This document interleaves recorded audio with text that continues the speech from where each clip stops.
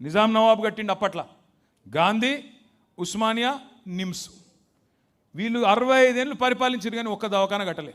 అదే కేసీఆర్ గారు 1 కాదు 2 కాదు 4 టిమ్స్ హాస్పిటల్ కట్టిండు. TIMS, Telangana institute of medical sciences. ఒకటి ఇక్కడనే సనత్ నగర్లో నేను మన సీనన్న మొన్న పోయి చూసి వచ్చినాం. అది ఎంత అలీషాన్ ఉందంటే మీరు పరిశాన్ అవుతారు చూస్తే. ఇప్పుడు గిడ మన పార్టీ ఆఫీస్కి వచ్చేటప్పుడు ఈ మూల మీద ఎన్టీ రామారావు గారి శ్రీమతి పేరు మీద, బసవతారకం గారి పేరు మీద ఇక్కడ క్యాన్సర్ దవాఖాన ఉంటుంది. ఆ క్యాన్సర్ దవాఖాన కాడ చూస్తే బాధ అనిపిస్తుంది. లోపల పేషెంట్లు ఉంటారు, మొత్తం అలా అటెండెంట్లు అందరూ వాళ్ళ కోసం వచ్చిన వాళ్ళంతా రోడ్ల మీదే ఉంటారు. మా అమ్మ నాయన మేమందరం ఉండేది గాడిని గిదే పక్కనే మీ వెంకటేశ్వర కాలనీలో ఉంటాం. వాళ్ళు మా అమ్మ నాయన చూసేది ఎప్పుడు చూసారే, ఇది ఏంది రోడ్ల మీద వండుడేంది, ఈ ఫుట్పాత్ల మీద ఉండుడేంది అని బాధతోని ఒకరోజు బాలకృష్ణ గారు వస్తే ఆ క్యాన్సర్ హాస్పిటల్కి ఏదో ట్యాక్స్ రిలీఫ్ కావాలని వచ్చిండు బాలకృష్ణ గారు. కేసీఆర్ గారే చెప్పి, తమ్ముడు నువ్వు కట్టు, వాడు ఉండేటోళ్ళకు కూడా ధర్మశాలలు కట్టు అని చెప్పి జాగిప్పించి బ్రహ్మాండంగా ధర్మశాలలు కూడా కట్టించడమే కాకుండా అక్కడ కట్టించడే కాదు, ఇలా కొత్తగా కట్టిన టిమ్స్ హాస్పిటల్లో 1000 పడకల ఆసుపత్రి, ఒక్కొక్కటి 1000 పడకలతో పాటు అక్కడ ఉండే అటెండెంట్స్ కోసం కూడా 200 బెడ్లు సపరేట్గా ధర్మశాల కట్టించిన నాయకుడు కేసీఆర్ గారు. అంటే ఎంత ఆలోచన ఉండాలి ఒక ముఖ్యమంత్రికి, ఎంత సోయి ఉండాలి. అట్లా రోడ్ల మీద ఉండేది పాపం, వాళ్ళు ముందే అవస్థలు ఉన్నారు అని చెప్పి బాధతో కట్టించిండు. అదొక్కటే కాదు, మీ బస్తీలల్లా మీరు ఆడుకోబోయే అవసరం లేకుండా, ప్రైవేటుల కాడికి పోయి ఆగమయ్యే అవసరం లేకుండా డాక్టర్ల కాడికి బస్తీ దవాఖానాలు 350 బస్తీ దవాఖానాలు పెట్టిండు కేసీఆర్. మీకు చిన్న చిన్న ప్రాబ్లమ్స్ ఉంటాయి, అవుతాయి, సర్దులు అవుతాయి, దగ్గులు అవుతాయి, జ్వరం వస్తుంది, రాదా, వస్తాయి. వచ్చినప్పుడు మళ్ళీ ఏదో డాక్టర్ కాడ పోయి 200 రూపాయలు 300 రూపాయలు మీరు కట్టుకునే అవసరం లేకుండా బస్తీ దవాఖానాలు పెట్టించి 350 బస్తీ దవాఖానాలు పెట్టించిన నాయకుడు కేసీఆర్. హైదరాబాద్లో వైద్యం కోసం పెద్ద దవాఖానాలు అయితే టిమ్సు, చిన్నగా 350 బస్తీ దవాఖానాలు.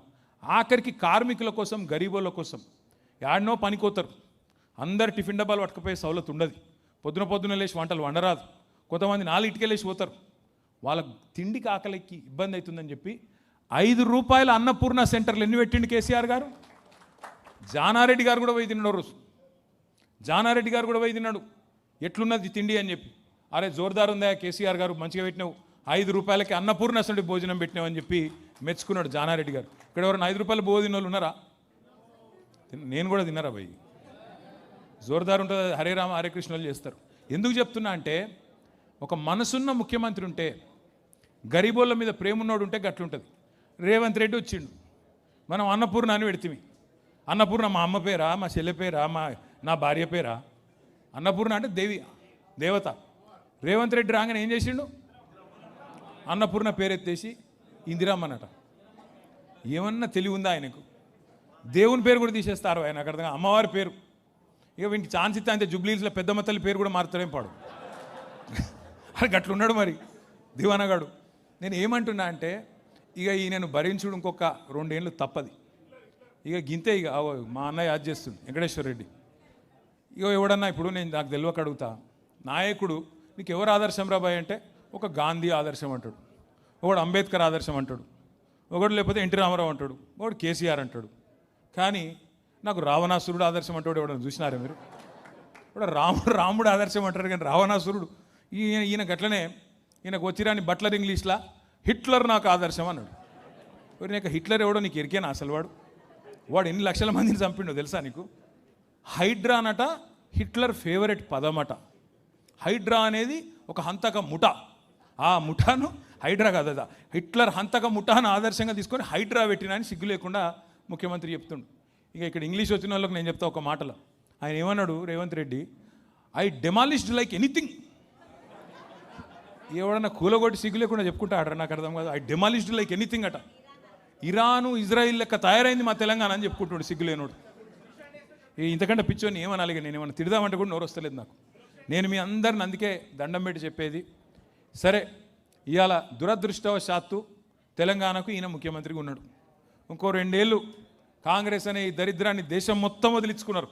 కానీ ఈ దరిద్రాన్ని మనోళ్ళు కొంతమంది ఆయనతో నమ్మి నెత్తి మీద రుద్దుకున్నారు. ఇంకో 2 ఏళ్ళు భరించక తప్పదు. కానీ మనం కొన్ని పనులు చేసుకోవచ్చు. ఈ లోపల మన పార్టీని మంచిగా చేసుకోవచ్చు, రిపేర్ చేసుకోవచ్చు. చిన్న అల్కలు, చిన్న అసంతృప్తులు ఉంటే వాటిని సెట్ చేసుకోవచ్చు. తమ్ముడు మన్నె గోవర్ధన్ రెడ్డి గారు బాగా మాట్లాడిండు. ఏమన్నాడు? కాదు అసలు ముచ్చట చెప్పనీరు సపట్లు వెళ్ళకూడదు రావు మంచిగానే చెప్పిండు ఏం చెప్పిండు మనం ఓట్లేసి గెలిపించిన ఎమ్మెల్యే లంగాలలో కలిసిపోయిండు అని చెప్పిండు దానం నాగేందర్ చెప్పిండా మరి మీరేం చెప్తారు ఖైరతాబాద్ వాళ్ళు ఆయన లంగాలలో కలిసిపోయిండు మీరు మొత్తం కలిపితే 2,50,000 ఓట్లు మీ నియోజకవర్గంలో ఎంత 3 లక్షల సరే 3 లక్షలు అనుకో బూతులు ఎన్ని 245 245 బూత్లు 3 లక్షల ఓట్లు 2,90,000 ఓట్లు అంటే ఎన్ని ఇండ్లు ఉంటాయి ఖైరతాబాద్లో 1,00,000 ఇండ్లు ఉంటాయా ఇంటికి ముగ్గురు అనుకో అంతే కదా ఇంటికి నలుగురు ఉంటారా సరే 75,000 ఇండ్లు 75,000 అంతే కదా 6 డివిజన్లు 75,000 ఇండ్లు 3 లక్షల ఓట్లు అంటే డివిజన్కి ఎన్ని ఇండ్లు 15,000 ఇండ్లు ఉంటాయి 12 నుంచి 15,000 మరి నేను అడుగుతున్నా మా సోదరులను జర్ర లొలిపెట్టకక్క జర్ర ఈయనొక్క మాట ఇదొక్కటి మనసుకి ఎక్కించుకో ఎమ్మెల్యే మీరు గెలిపించిన ఎమ్మెల్యే వేయండు కాంగ్రెస్లో వచ్చిండు ఆయనకి ఏం ఆశ చూపెట్టినో పోయిండు మరి నేను అడుగుతున్నా మన పార్టీ నాయకులను కార్యకర్తలను ఇంటింటికి పోయి చెప్పాలనా లేదా మనమే ఇట్లా ఎమ్మెల్యే ఇట్లా గలీజ్ పని చేసిండు మరి మనం పార్టీని కాపాడుకోవాలి 12,000 ఇండ్లు ఒక్కొక్క డివిజన్ 12,000 గడపలు ఎక్కాలి దిగాలి ఒక్కొక్క ఇంట్లో ముగ్గురు లేదా నలుగురు ఉంటారు 36,000 నుంచి 50,000 మంది ఉంటారు మీరు ఇప్పటి నుంచి మనం అనుకుంటే ఇప్పటి నుంచి గట్టిగా తగులుకుంటే ఎందుకంటే మీకు తెలుసు నాకు తెలుసు ఎమ్మెల్యేగా ఇక్కడ పోటీ చేసిండు గెలిచిండు పార్లమెంట్కి ఎక్కడికి వెళ్ళి పోటీ చేసిండు చేయి గుర్తు మీరు చేసిండా లేదా అది కండువ వేసుకొని తిరిగిండా లేదా మరి రేపో మాపో పీక్తుందా లేదా పదవి పోతుందా లేదా పక్కా జాతా ज़्यादा वक्त नहीं है पक्का जाता खैरताबाद में इलेक्शन बहुत ही जल्द आ जाता जल्द से जल्द आता మీరు అందుకే నేను చెప్పేది దయచేసి ఇప్పటి నుంచే మీరు చాలా చాలా స్పిరిటెడ్గా చాలా హుషారుగా మీరు ఎక్కడికి ఏ డివిజన్ కా డివిజన్ పని చేయాలని శ్రీనివాస్ యాదవ్ అన్న చెప్తే ఉత్తగానే ఆయనకు పని లేక చెప్పలే ఇది పెట్టుకొని మనసులో పెట్టుకునే చెప్పిండు ఆడ ఎలక్షన్ వస్తుంది మీరు మొత్తం తిరుగుతామంటే నడవది ఎవల డివిజన్ వాళ్ళు గట్టిగా చేసుకోండి ఎందుకు ఇది ఇంపార్టెంటు ఇప్పుడు మీకు 245 బూత్లు ఉన్నాయి మీరు ఏ బూత్ కా బూత్ శ్రవణ్ గారు ఒక మాట అన్నాడు కాన్స్టిట్యున్సీకి ఎమ్మెల్యే ఎట్లనో బూత్కు బిఎల్ఏ అట్లా అన్నాడు మరి ఏ బూత్ వాళ్ళు ఆ బూత్లు అట్లే అనుకున్నారు అనుకో కేసీఆర్ ముఖ్యమంత్రి కావాలి ఖైరతాబాద్ మీద గులాబీ జెండా ఎగరాలంటే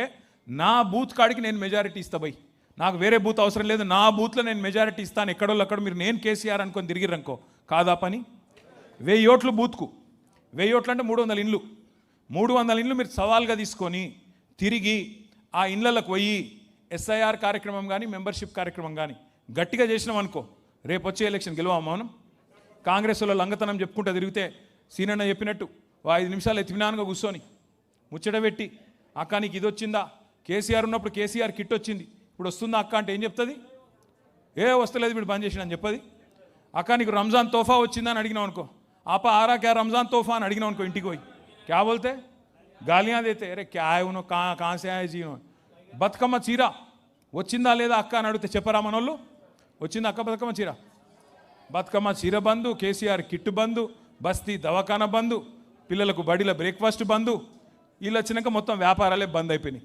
ఇవన్నీ నువ్వు అవి కూర్చొని ముచ్చట పెడితే ఆటోమేటిక్గా ముచ్చట వెళ్తుంది అందరు మంచిగా మాట్లాడతారు ఇవాళ పంట కోతకొచ్చింది కోసుకునే తెలివి ఉందా లేదా అనేది మన చేతుల్లోనే ఉంది అందుకే బిఎల్ఏలుగా నియమించబడ్డ వాళ్ళు ఇక్కడ బిఎల్ఏలు ఎవరెవరు ఒకసారి చేయలేవటారు బూత్ లెవెల్ ఏజెంట్లు 245 బూత్లకు ఏజెంట్లు ఎవరో నియమించబడ్డారో ఒక్కసారి అందరు చేతులు ఎత్తండి థ్యాంక్ యూ మీరందరితో నా ప్రార్థన ఏంటంటే కొంతమంది శ్రవణ్ గారు కొంతమందికి ఇన్ఫర్మేషన్ ఇంకా సరిగ్గా ఉన్నట్లేదు వాళ్ళు బూత్ లెవెల్ ఏజెంట్గా అపాయింట్ అయింది కూడా తెలిసినట్లేదు కాబట్టి వాళ్ళని దయచేసి వార్డుల వారిగా వెంకటేష్ గారు మా సోదరుడు మహేష్ యాదవ్ గారు విప్లవ్ గారు అట్లాగే శ్రీనివాస్ నాయుడు గారు గోవర్ధన్ రెడ్డి గారు హేమలత గారు ప్రసన్న గారు ఇంకా